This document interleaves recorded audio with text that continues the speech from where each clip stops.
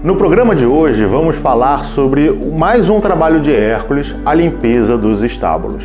Se você está chegando neste momento, não precisa assistir os outros para entender este programa, mas caso você queira assistir, será muito bem-vindo também.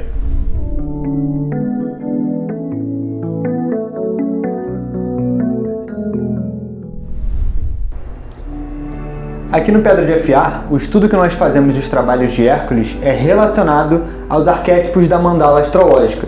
O 11º trabalho, então, aqui é trazido dessa maneira porque ele tem conexão com o arquétipo de Ares.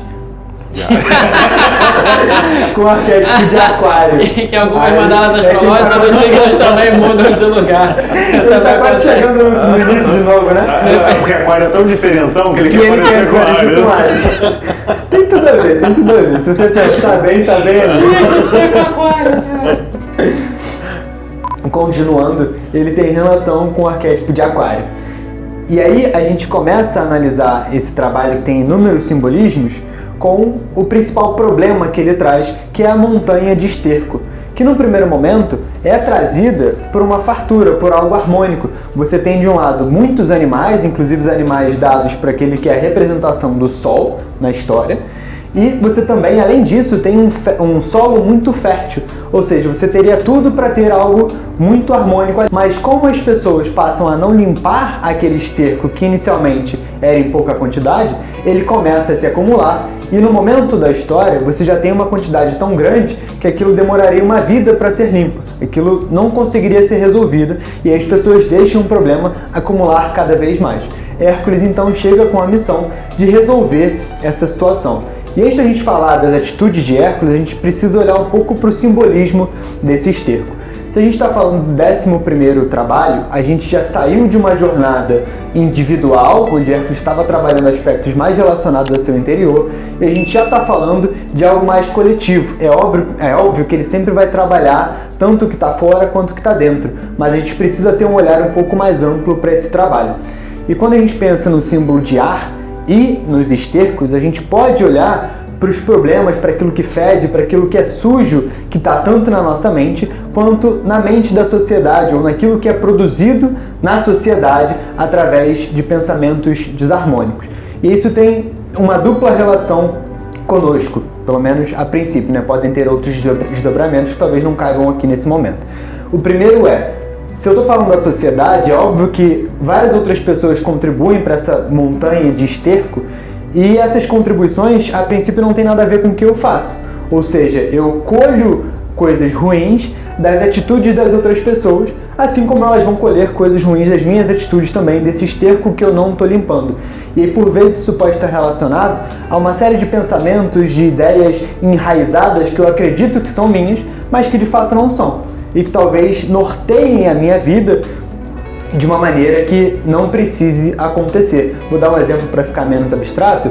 Às vezes eu acredito que eu preciso, numa determinada idade, ter já ali alguns compromissos realizados em relação a casamento, a trabalho, a formatura, uma série de condutas tidas como normais na sociedade, e eu não necessariamente preciso disso. Esses são os estercos que a sociedade vai colocando na minha mente, colocando na minha vida, e se eu não tomo cuidado, eu acabo seguindo por aquele caminho. Uma outra coisa é que, por pensar nesse problema de uma maneira muito gigantesca e a princípio incapaz de resolver individualmente, eu não faço nem a minha parte.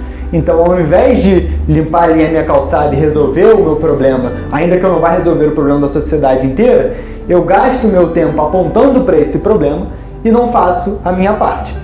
É justamente a partir disso que a gente teve a construção dessa montanha de esterco tão grande. Porque todo mundo começou a olhar para o que o outro não estava fazendo e deixou de fazer a sua parte, logo ninguém limpava nada e as coisas foram se acumulando ao longo do tempo.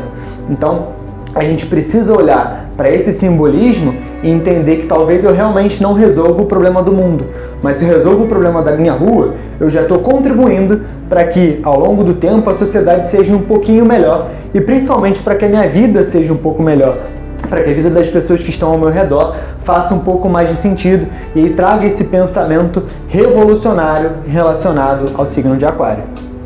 E continuando nessa pegada, né, que o João trouxe da ideia do signo de Aquário dentro do trabalho de Hércules, é a gente pensar que, da mesma forma que nós vamos permitindo que a nossa sociedade crie formas mentais, vamos colocar assim, né? Paradigmas que são paradigmas um tanto quanto desarmônicos, distorcidos, paradigmas, como o João disse, né? Que fedem, né? Que geram um ambiente desagradável para o todo. Nós também vamos permitindo que a nossa psique se impregne desses pensamentos, ou seja, é interessante a gente entender que, ainda também pegando um ponto que o João trouxe, a gente está no 11º trabalho, nós estamos no final da jornada, né, no final da mandala astrológica. A gente saiu do momento onde Hércules estava completamente fechado no seu próprio ego e agora ele está na ideia do coletivo. Só que uma coisa que as pessoas muitas vezes confundem é: eu saí do eu e agora eu estou no outro. Não. Você expandiu o seu eu. Quando você está no coletivo, você continua no seu eu. Antes no seu eu, o coletivo meio que era desconsiderado. Agora que você está no coletivo, o seu eu não foi desconsiderado, porque ele faz parte do coletivo.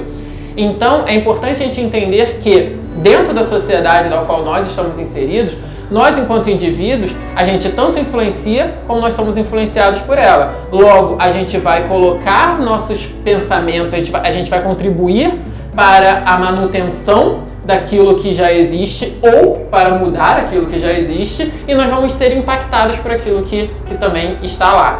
A ideia do Hércules, ao estar ali diante daquela situação e pensar, cara, como eu vou resolver isso, né? O próprio mito fala, Hércules pensa, e aí então ele vai para o topo da montanha onde ele encontra os rios. Aqui nós já temos alguns pontos interessantes. O ponto de se elevar, ou seja, ele vai resolver aquele problema a partir de uma perspectiva elevada. Ele não vai resolver aquele problema no nível do problema, porque se ele estiver no nível do problema, desculpa, o máximo que ele vai conseguir fazer é causar mais problema. Alimentar ainda mais aquela situação ali, não limpar aquela situação. Então ele precisa ver de um ponto de vista mais alto. E para isso ele pensa, ele se eleva e ele pensa. Pensar, tudo a ver com a ideia do signo de Aquário. Só que o signo de Aquário, ele não é apenas um pensar pura e simplesmente. Ele é um pensar fora da caixinha, né? Ele é um pensar diferente. Não é à toa que a gente várias vezes atribui ao aquário a ideia do diferentão. O pensamento aquariano, ele é um pensamento revolucionário.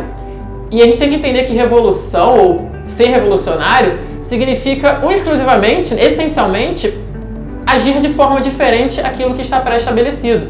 Por quê? Porque você detectou que aquilo não é legal, você detectou que aquele estábulo cheio de excremento não é algo maneiro, então você pode ou contribuir para que ele continue daquela forma, ou resolver aquele problema. Resolver aquele problema é pensar de maneira diferente do que todo mundo estava pensando, como o João disse. Cada um ali estava pensando em apontar o problema um para o outro, tipo, o estábulo tá sujo, tem que limpar. O outro falava, o estábulo tá sujo, tem que limpar. Mas ninguém fazia nada, ninguém fazia a sua parte. E aquilo perpetuou a situação. Veio Hércules e falou, eu vou pensar diferente. Eu vou encontrar uma maneira de romper com aquele paradigma, de romper com aquela situação. E aí então ele desvia, né, 2 rios e faz com que com que a água desses 2 rios adentrem aquele ambiente e limpem aquele ambiente, varrem com aquela situação. Isso é trazer pureza e trazer limpeza para a nossa mente, para os nossos pensamentos. É a gente entender que se aquela forma de pensar que foi constituída ali, que foi estabelecida, ela não é uma forma legal de se pensar, então a gente precisa pensar de maneira diferente. Mas de onde a gente vai tirar essa inspiração? A gente tem que tirar essa inspiração de algo novo, a gente tem que tirar essa inspiração de algo elevado. A gente tem que trazer essa água do alto para limpar e varrer com tudo aquilo que já não serve mais, com tudo aquilo que já não faz mais sentido, para que a gente possa, a partir desse novo ambiente, estabelecer novos padrões, novas situações, mas dessa vez procurando que elas sejam mais qualificadas, que elas sejam padrões mais harmônicos. Antes de dar continuidade ao estudo desse trabalho, eu quero fazer 2 comentários para deixar claro coisas que nós falamos aqui. A primeira, em relação ao que o Patrick disse e que o trabalho de Hércules traz isso para a gente. O trabalho de Hércules, ele coloca o quê? Ele desvia 2 rios e lava as coisas. Então, por favor, não lave a sua calçada com água, varra a sua calçada. Não use mangueira para varrer as coisas, né? Pegue um baldezinho e joga, você economiza água, economiza todas essas questões.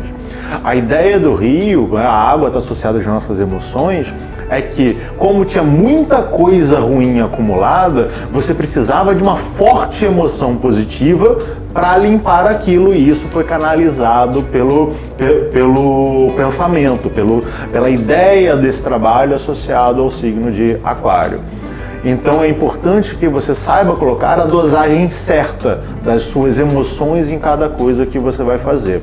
A outra coisa foi a respeito do exemplo que o João trouxe, que a sociedade estabelece pra gente que numa determinada idade você precisa estar formado, você precisa estar casado, você precisa ter filho, você precisa estar bem de vida e uma série de coisas. Perceba, isso em si não é ruim.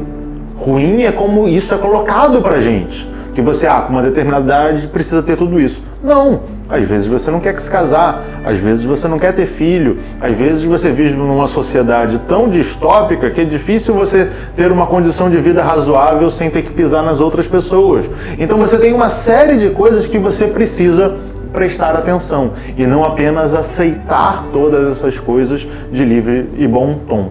E aí traz pra gente, aprofundando ainda mais esse estudo, o simbolismo que é a ideia dos dois rios.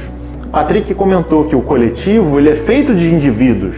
Você não deixa de ser eu porque você está no coletivo. E a canalização desses dois rios traz muito pra gente essa ideia. Que quem está fazendo o trabalho é o eu indivíduo e é o eu coletivo. Quando nós unimos essas duas vertentes através das nossas emoções, através desse pensamento elevado, a gente consegue limpar os estábulos que a nossa sociedade se manifesta. Então é importante a gente ter todas essas questões em mente. E quando a gente faz esse casamento do indivíduo com o coletivo, percebendo que os dois devem estar amparados em algo que é superior, sublime, esses rios fazem a limpeza e depois eles se recolhem, porque cabe a nós manter aquilo de maneira limpa e harmônica. E é interessante pensar isso, que quando a gente caminha para o final da história, o rei, que era o dono dos estábulos, ele não aceita que o Hércules tenha feito o trabalho. Ele fala não, e aí tem umas histórias, não sei o quê, e o Hércules acaba tirando ele do poder, e quem assume é o filho. E o filho, ele respeita e faz a manutenção dos estábulos como deveria ter sido feito. E essa troca do rei mostra muito a troca do nosso eu. O primeiro rei é o rei que eu não limpo os estábulos, eu tenho nojo daquilo. Ele passou mal, eu não confio nos outros, mas é sempre problema dos outros, nunca é um problema meu. O segundo rei, ele fala, isso também é problema meu. Então eu posso agir, como o João falou, eu vou fazer a minha parte e vou sinalizar que é possível que as outras pessoas façam a sua parte. Quando nós estamos sobre o julgo desse primeiro rei, do primeiro rei que fala que a culpa é do outro, a nossa vida tende a ser um lugar de esterco. Não importa a fartura que ela surge, sempre tem algo de ruim na nossa vida. Não importa quanto recurso você tem, você sempre tem medo de que alguém roube, você tem medo de traidor, você acha que ninguém é seu amigo porque estão interessados, ou seja, você sempre tem algo de ruim envolvido com aquilo. Mas à medida na qual você substitui todas essas questões e você entende que aquelas coisas são suas, mas também pertencem à ideia de um coletivo, você começa a se transformar. E aí você começa a compartilhar essas coisas boas para que todos possam de fato crescer, inclusive você. Sem que você perca a sua individualidade, mas a sua individualidade dentro da ideia do coletivo, não a sua individualidade afastado da ideia do coletivo. Nós somos seres sociáveis. Antes de sermos humanos, nós somos seres sociais. Então a sociedade é que permite que a natureza humana surja. E a natureza humana, ela deve atuar para que a sociedade se mantenha, e não o contrário. Porque se for assim, a gente descaracteriza aquilo que nos sustenta, e nós nos perdemos no mundo. Esse é um pensamento revolucionário, esse é um pensamento atribuído ao signo de Aquário. Espero que você tenha gostado desse trabalho e até o nosso próximo programa. Tchau, tchau!